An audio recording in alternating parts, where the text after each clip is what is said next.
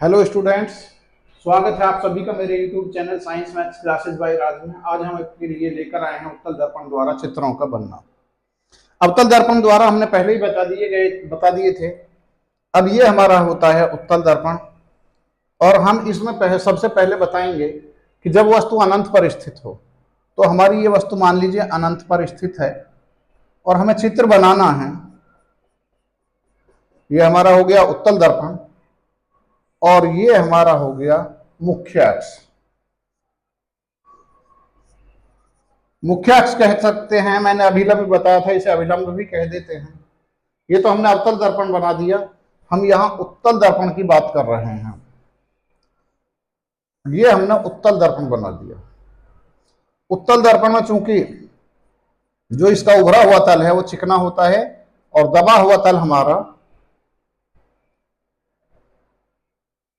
Polish वाला होता है। इसमें यहां एफ ये और ये यहां सी चूंकि इधर की तरफ होते हैं। अब यदि हमारी वस्तु कोई अनंत पर स्थित है, यहां से हमने हमारी एक किरण आई और ये यहां एफ से होती हुई, एफ पर आएगी नहीं बल्कि आती हुई प्रतीत होगी, और ये ऐसे लगेगा जैसे यहां ये टकराई और यहां से परावर्तित होने के बाद ये ऊपर की तरफ चली गई। अब हमारी मान लीजिए दूसरी किरण भी आ रही है और ये भी यदि हमारी एफ पर ही जाए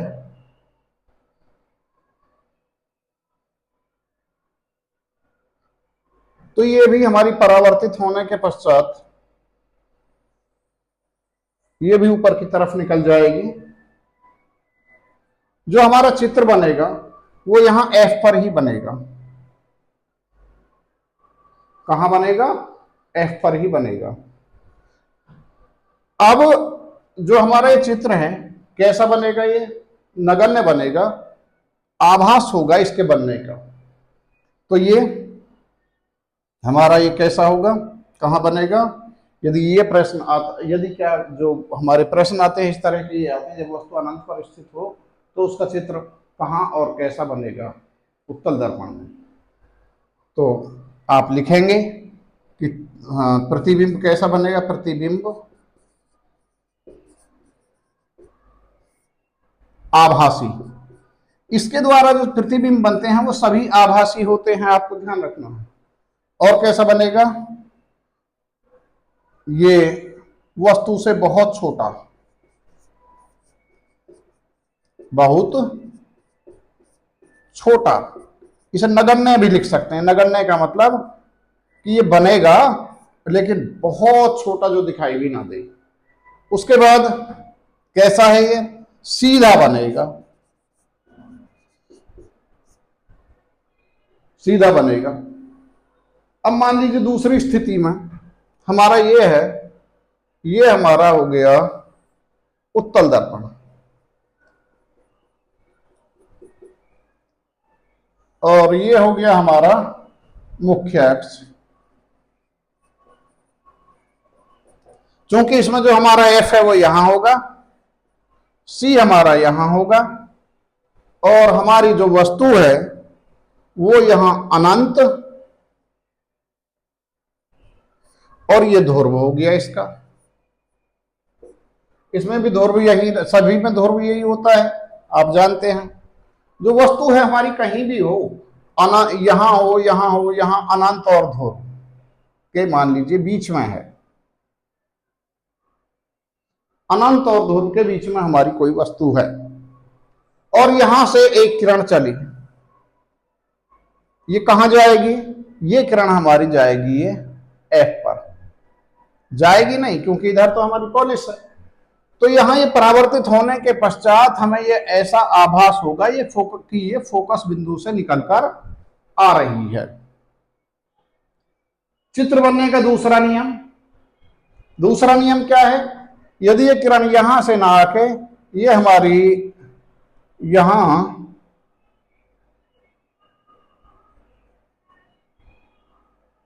सी बिंदु पर, यहां से सी पर जाए, वक्रता केंद्र पर। अब ये वक्रता केंद्र पर जाएगी नहीं बल्कि जाती हुई प्रतीत होगी। तो यहां से ये परावर्तित होने के पश्चात ये भी ऊपर की तरफ चली जाएगी। अब जो हमारे चित्र बनेगा वो यहां बनेगा, और ये चित्र कैसा होगा?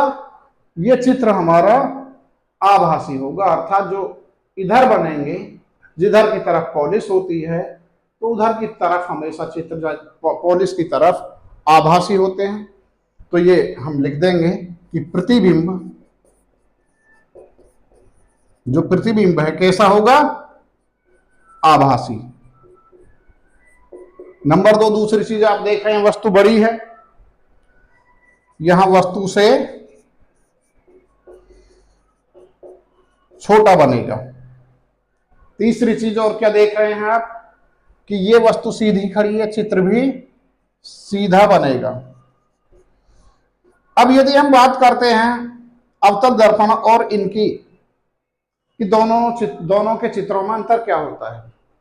जो अवतल दर्पण में चित्र बनते हैं वो पहली 5 स्थिति में हमेशा उल्टे बनेंगे, और इसमें क्योंकि यहां से नीचे बनते हैं चित्र, यहां से नीचे, और उत्तल दर्पण में सभी चित्र सीधे बनेंगे, और सभी चित्र जो उत्तल दर्पण है उसमें आभासी बनेंगे। आभास होगा क्योंकि सारे चित्र हमारे उसी तरफ बनेंगे जिस तरफ पॉलिश है, तो पॉलिश की तरफ हमेशा आभासी होते हैं, और पॉलिश की तरफ ये आभासी है।